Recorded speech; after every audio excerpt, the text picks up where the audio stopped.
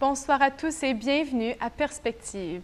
Le Vatican a annoncé que le Saint-Père sera représenté aux prochaines célébrations du 3e centenaire de la découverte de la statue de Notre-Dame d'Aparecida, la patronne du Brésil. L'envoyé spécial sera le cardinal Giovanni Battista Re, préfet émérite de la Congrégation pour les évêques et président émérite de la Commission pontificale pour l'Amérique latine. Les célébrations auront lieu en octobre prochain au Sanctuaire national d'Aparecida. Ce lieu a été témoin d'événements marquants dans la vie de l'Église, notamment l'Assemblée des évêques du Conseil épiscopal latino-américain en 2007, auquel avait participé le cardinal Bergoglio, archevêque de Buenos Aires à l'époque. Le pape François est retourné au sanctuaire en 2013 à l'occasion des Journées mondiales de la jeunesse à Rio.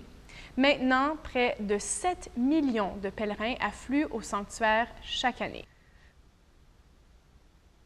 Le pape François a offert ses condoléances au peuple du Sierra Leone qui vient de subir des inondations et des éboulements de terrain causant d'énormes dégâts. Dans un message envoyé par son secrétaire d'État, le cardinal Pietro Parolin, le Saint-Père est profondément attristé par les conséquences dévastatrices du glissement de terrain dans la périphérie de Freetown et il prie pour tous ceux qui sont morts en invoquant sur leurs familles et leurs amis les divines bénédictions de force et de consolation. Environ 300 personnes ont été tuées, 600 n'ont toujours pas été retrouvées et des centaines de maisons ont été détruites. Au Kosovo, une cathédrale sera dédiée à Mère Teresa. Elle porte d'ailleurs son nom et le 5 septembre prochain, le pape François envoie le cardinal Ernest Simoni, originaire d'Albanie, pour être son représentant.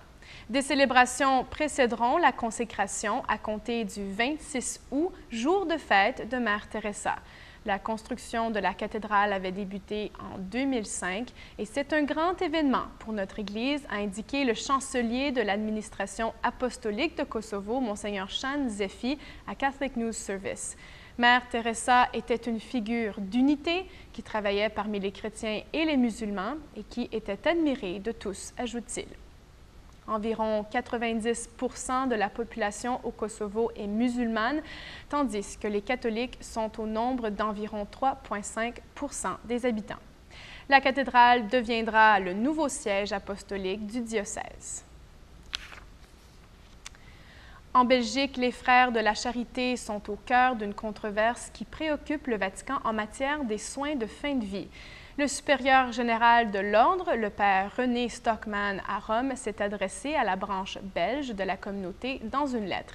Il en a parlé lors d'une entrevue pour le quotidien italien Avvenire cette semaine et il a à nouveau indiqué les principes auxquels les frères sont tenus de suivre.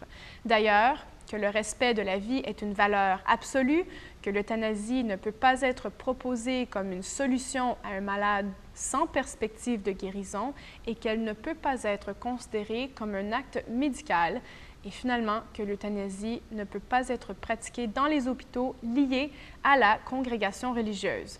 En effet, la semaine dernière, le pape François demandait aux membres de l'Ordre en Belgique de renoncer à la pratique de l'euthanasie et le supérieur général avait déjà averti la communauté de Gand en mai dernier. Il leur indiquait que l'euthanasie est moralement inacceptable et leur donnait jusqu'en septembre pour modifier leur position.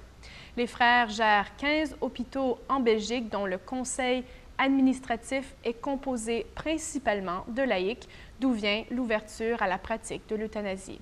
Si la communauté belge des Frères de la Charité ne reviennent pas sur leur décision, le Vatican sera contraint de retirer leur appellation de catholique et les exclure de l'Ordre des Frères de la Charité.